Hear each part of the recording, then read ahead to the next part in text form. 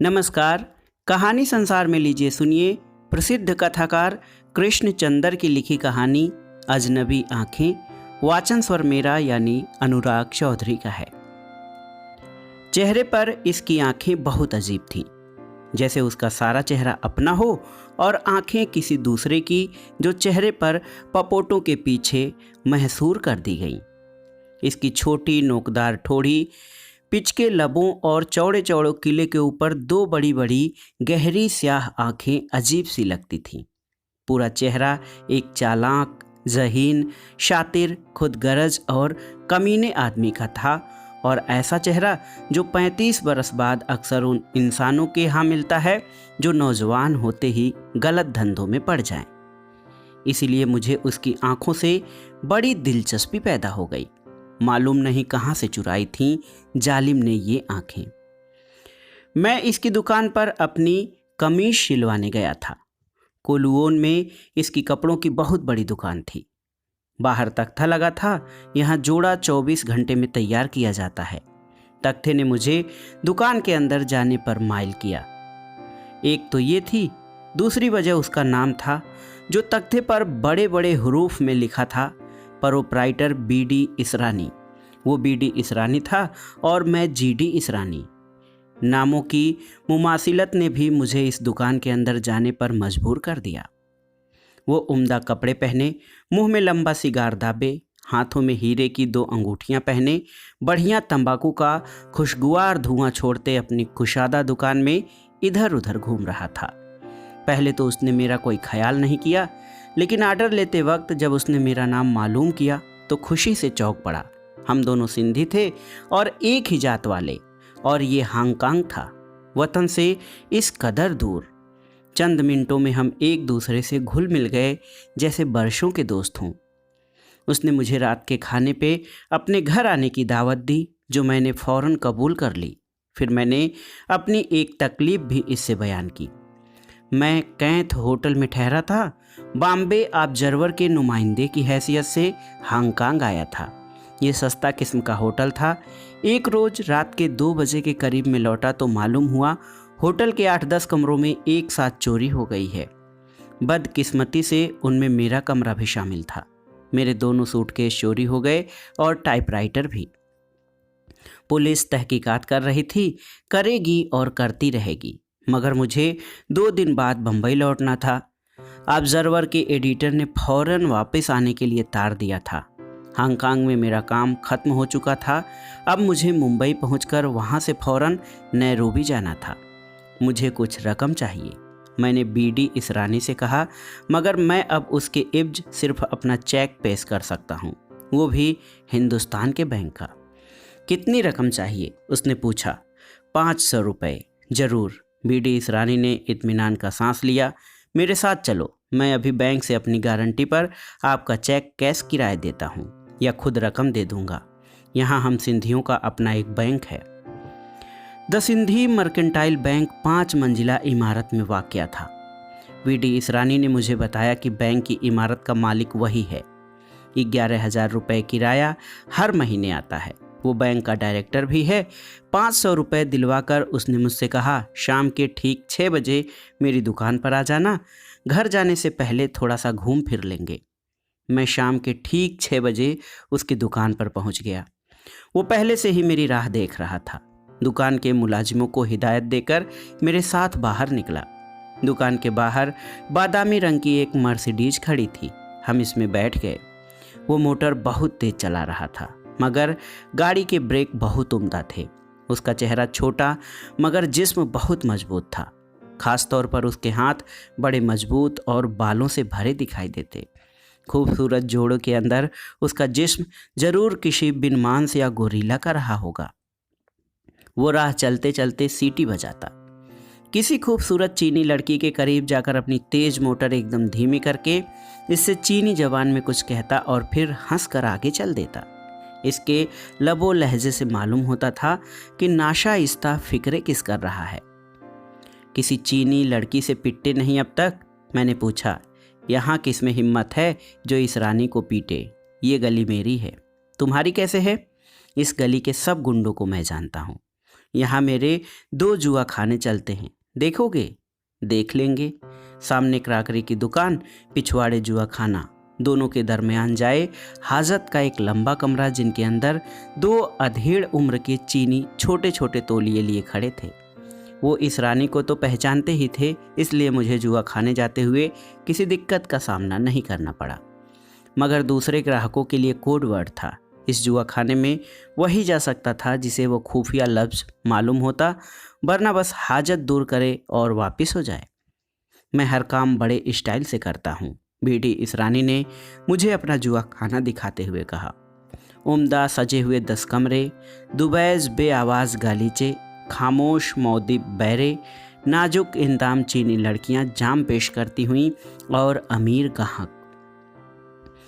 यहाँ high class जुआ चलता है, सिर्फ गन्ने चुने यहाँ ग्राहक आते हैं। रोज रात को $2,500-3,000 मुझे यहाँ से मिलता है।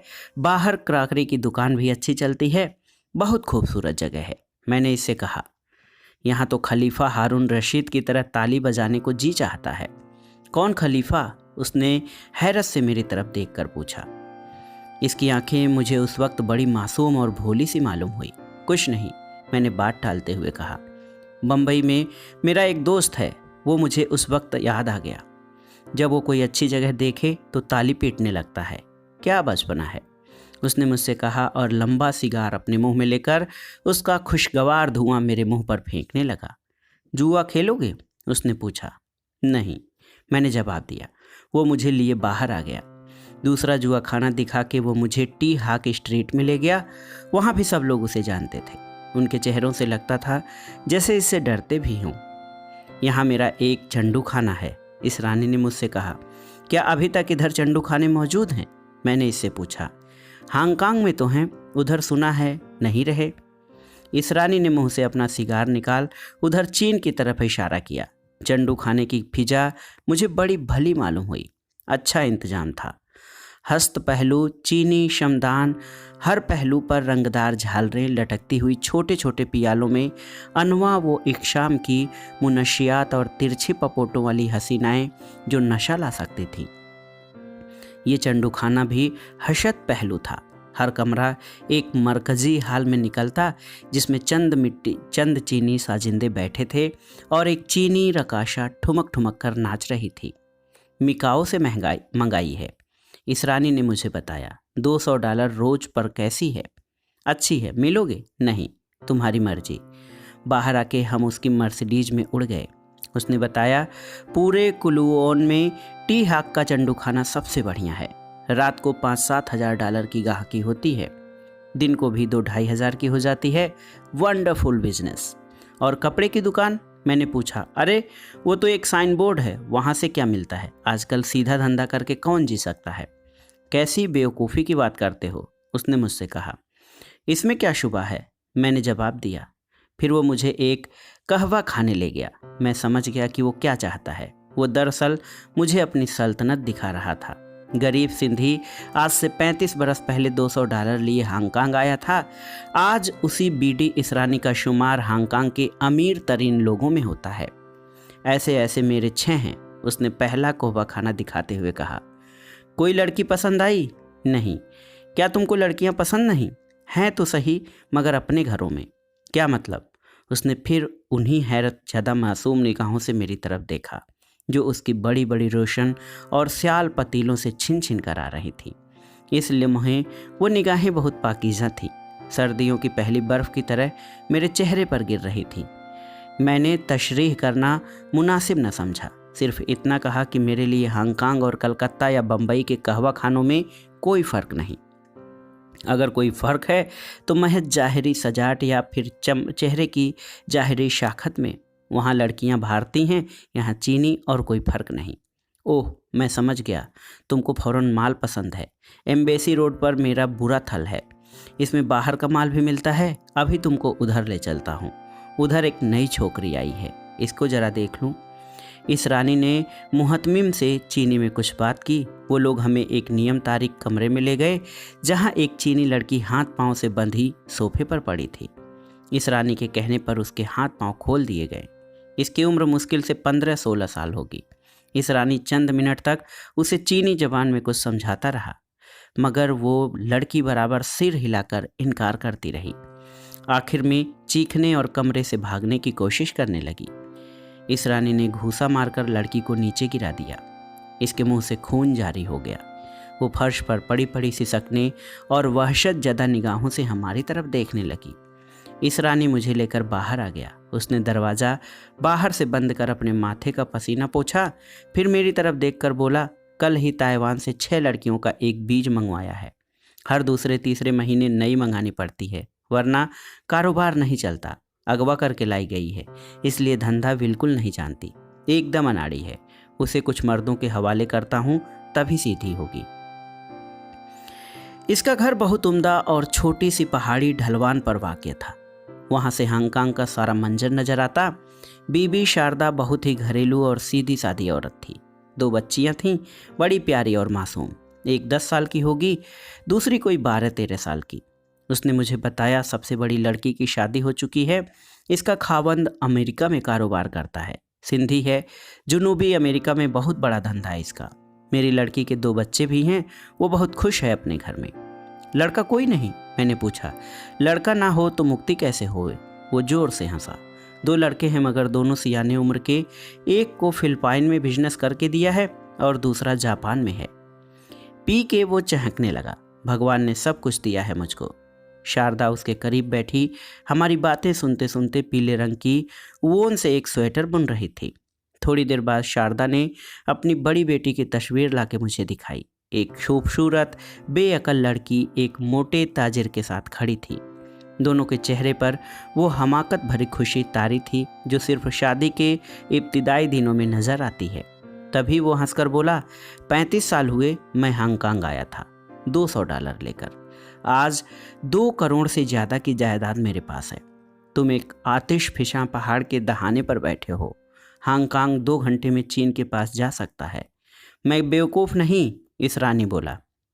इसीलिए तो मैंने अपनी फर्म का सदर दफ्तर मनीला में खोल रखा है। सुखदास कव्वास का इंचार्ज बना दिया है। बाकी सब बंदोबस्त ऐसा है कि मैं भी हांगकांग से 2 घंटे में जा सकता हूँ। एक अजीब, मुकद्दस, मुशर्रत आमेज मुस्कुराहट उसके चेहरे पर फैली थी।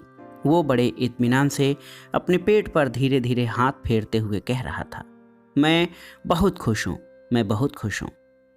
खाना खा के हम काफ़ी पी रहे थे कि दीवारी घड़ी ने 10 बजाया। इस रानी के मुंह से निकला, अरे काफ़ी की प्याली उसके हाथ से छूटकर फर्श पर जा गिरी। उसने जल्दी से चेहरा अपने दोनों हाथों में छिपा लिया। शारदा दौड़ी दौड़ी दूसरे कमरे में गई और दौड़ी दौड़ी वापस आई। इसके हाथ नेता दरता बहुत से रुमाल पकड़ रखे थे। शारदा ने जल्दी से वो रुमाल इस रानी के घुटने पर रख दिए। मैंने देखा इतनी देर में इस रानी का चेहरा आंसुओं से भीग गया। ना सिर्फ चेहरा बल्कि उसकी हथेलियां भी भीग गईं। जल्द ही वो रुमाल लेकर अपनी आंखें साफ करने लगा, मगर आंसू थे कि इसकी बड़ी बड़ी आंखों से उबलते चले आ रहे थे। मैं हैरत से इसकी तरफ देख रहा था। वो रुमाल से अपने आंसू साफ करते हुए बोला, तुमसे बातें करते हुए मुझे ख्याल नहीं रहा। क्या ख्याल नहीं रहा? कि वक्त आ गया है। कौन सा वक्त? वो कुछ देर चुप रहा, फिर अपनी आंखें साफ करते हुए बोला, मुझे इस दुनिया में कोई तकलीफ नहीं, बस अगर कोई तकलीफ है तो यही। जो ही रात के 10 बजे मेरी आंखों से आंसू जारी हो जाते हैं, कभी घंटा भर, कभी 2 घंटे, कभी 3 घंटे मेरी आंखों से आंसू जारी रहते हैं। मगर क्यों? क्या मालूम। अमेरिका तक हो आया हूँ इन आंखों के इलाज के लिए, मगर किसी डॉक्टर से ठीक नहीं हुई। किसी डॉक्टर को मेरी बीमारी का पता नहीं चल सका। क्या होता है? बस आंसू बहते हैं, बस आंसू बहते हैं और कोई तकलीफ नहीं होती। नहीं, और कोई तकलीफ नहीं होती। इसकी आंखें रो रही थीं, आंसू गालों पर बह रहे थे। वो बार बार रुमाल लगाकर अपनी आंखों को खुश करता, आंसू बह बह कर निकलते चले आ रहे थे। यकाएक मुझे उसका भीगा आंसुओं में तर चेहरा एक ऐसी लाश का चेहरा दिखाई दिया जो पानी में डूबी हो। फिर दूर किसी गहरे कुएं में मुझे एक लड़की की चीखें सुनाई देने लगी। शायद ये आंखें एहतिजाज करती हैं। क्या? वो आंखें पोंछते पोंछते मेरी तरफ हैरत से देखने लगा। क्या कह रहे हो तुम? मैं नहीं समझा। कुछ नहीं, ये वो बीमारी है जिसे तुम नहीं समझ पाओगे। मैंने सर पर टोपी रख उसे सलाम किया और इस रानी और इसकी बीवी को हैरान और शशदर छोड़कर बाहर निकल आया। कहवा खाना की लड़की अब हंस रही थी। तो दोस्तों, ये थी प्रसिद्ध कथाकार कृष्णचंद्र की लिखी कहानी अजनबी आँखें। कहानी आपको कैसी लगी हमें कमेंट बॉक्स में ज़रूर बताइएगा। कहानी सुनने के लिए धन्यवाद। नमस्कार।